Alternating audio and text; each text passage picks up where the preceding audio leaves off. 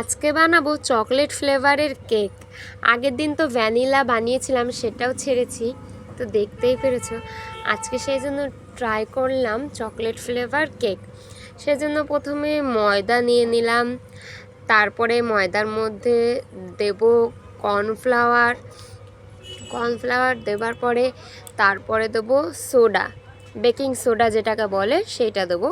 সব পরিমাণ মতো তোমরা দেবে। আমি সবে কিনে নিয়ে এসেছিলাম, সেগুলোই অল্প অল্প করে আমি আন্দাজ বুঝে দিচ্ছিলাম। তারপরে একটা পাত্রে দুধটা জাল দিয়ে নিলাম। দুধটা জাল দিয়ে নেব, কারণ এটা দুধ দিয়েই বানাবো। তারপরে একটা মিক্সিং জারে চিনি নিয়ে নিচ্ছি, সেটাকে গুঁড়ো করে নেব।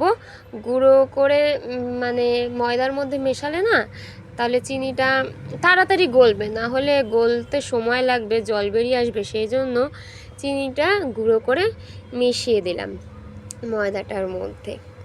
মেশানোর পরে এরপরে দেবো কোকো পাউডার। এদিকে আমার দুধটাও জাল হয়ে এসছে। এখন এর মধ্যে দিয়ে দেবো কোকো পাউডার। এটা দিয়ে ভালো করে মেশাবো।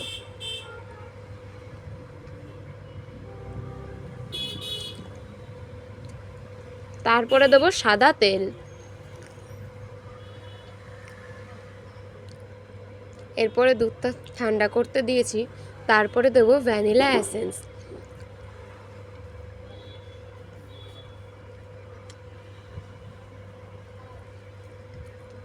এরপরে এটা আবার ভালো করে মিশিয়ে নেব।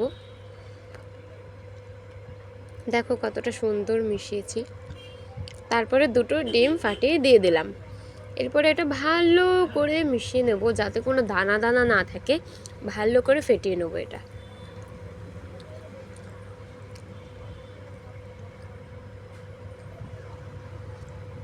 তারপর একটা পাত্রে সাদা তেল ব্রাশ করে নেব। এরপরে ব্যাটারের মধ্যে চকো চিপস ভালো করে ছড়িয়ে দেবো, তাহলে খেতে ভালো টেস্ট লাগবে। তারপরে একটা পাত্রে তেল ব্রাশ করে সেটাতে পেপার দিয়ে যেই ব্যাটারটা ছিল সেটা দিয়ে দিয়েছি। এরপরে একটা কড়াইতে জল দিয়ে তার মধ্যে স্ট্যান্ড বসিয়ে তারপরে আমি সেই পাত্রটা দিয়ে দিলাম কেক বানানোর জন্য। এরপরে একটা ঢাকা দিয়ে পুরো 40 মিনিট রাখার পরে তুলে দেখলাম কেকটা কত সুন্দর হয়েছে, নরম স্পঞ্জি।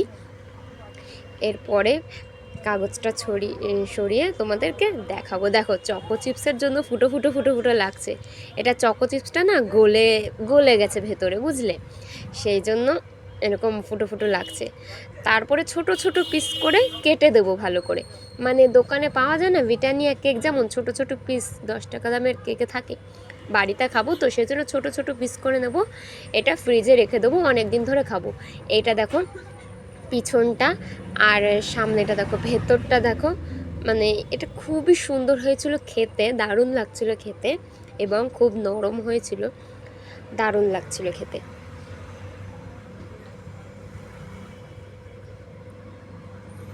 দেখো এটা হলো কেকের উপরটা, কতটা সুন্দর লাগছে চকলেটি, আর এটা হলো কেকের পিছন। দারুণ হয়েছিল কেকটা খেতে। তোমরাও এভাবে কিন্তু ট্রাই করতে পারো।